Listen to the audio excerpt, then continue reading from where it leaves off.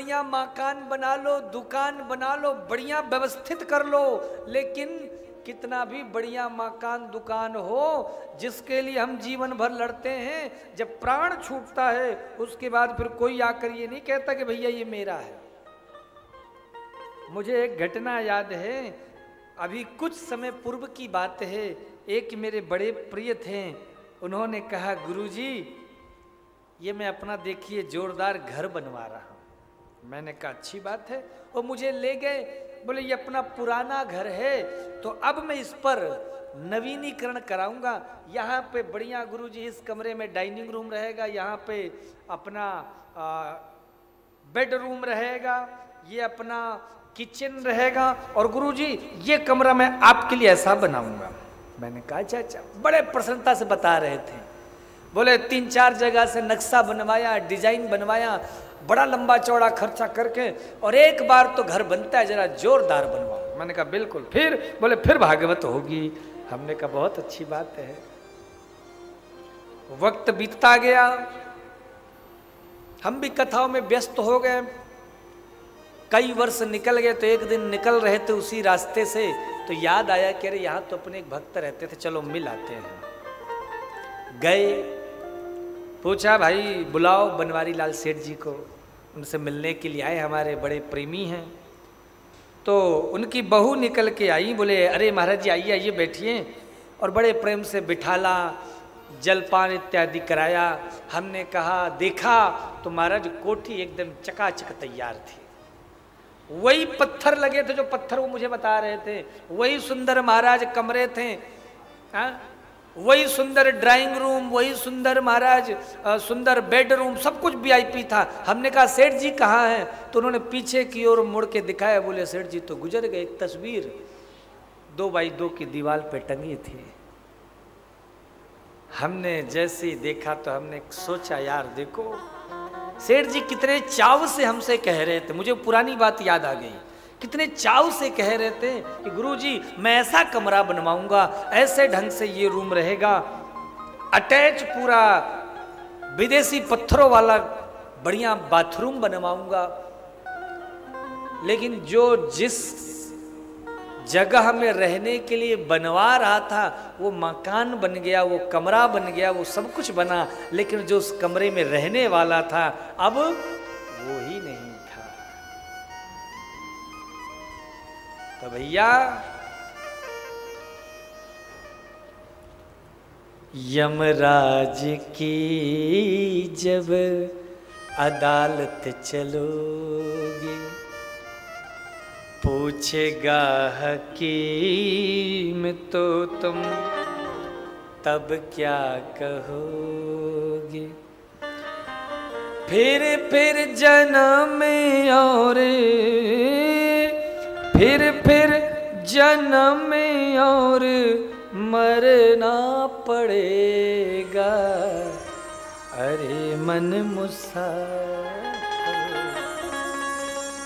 निकलना पड़ेगा, काया का घर खाली करना पड़ेगा।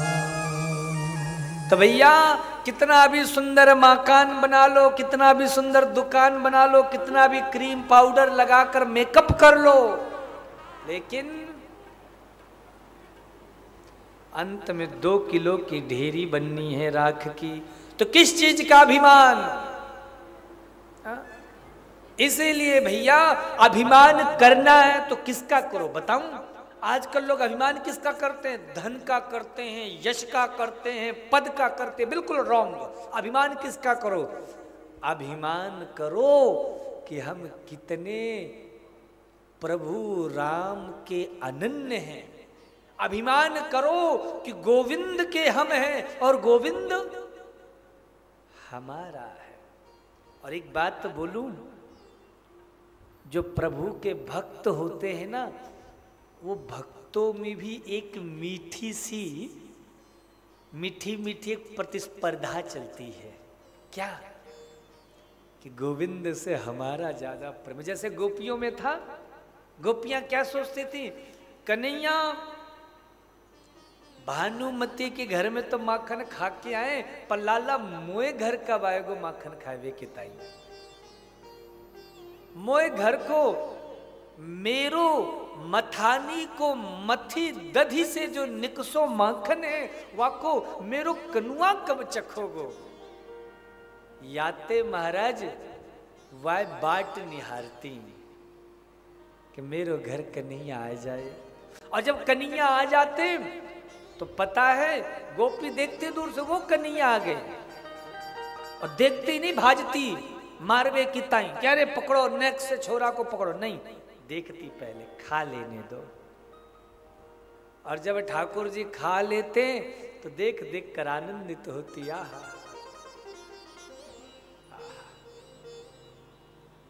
कैसा अद्भुत सौभाग्य है, आज मेरे घर में कन्हैया है। और जब कन्हैया आकर माखन खाए के चले जाते तब जाती वो शिकायत करवे। क्यों? क्योंकि अभी इन नेत्रों को प्रभु दर्शन से तृप्ति नहीं मिली है। तो यशोदा के घर जाएंगे तो वही कन्हैया के फिर से दर्शन हो जाएंगे।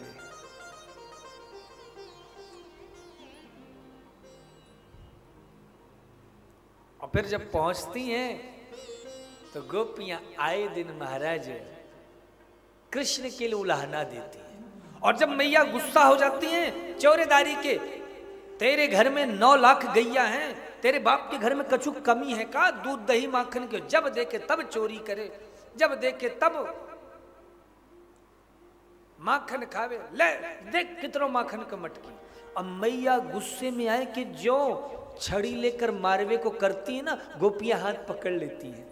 मैया हमने शिकायत कर दी, पर आप नेक लाला को मत मारो। मैया बोली अरे मारना नहीं है तो फिर शिकायत काहे को की? भाई शिकायत ना करनी चाहिए थी। बोले नहीं नहीं हमने शिकायत कर दी, पर कोई बात नहीं, हम अपनी शिकायत वापस लेती हैं, पर आप लाला को मत मारो। शेष महेश गणेश दिनेश,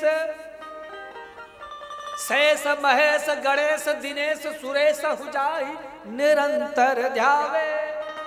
ताहि अखंड अनंत अनादि अक्षय अवैद्य सुवेद बतावे। अनारद से सुख व्यास रहे, पचिहारी पुनि कोई पारे न पावे। ताही यही रे की छोहरिया, छछिया भरी छाछ पे नाच जाए।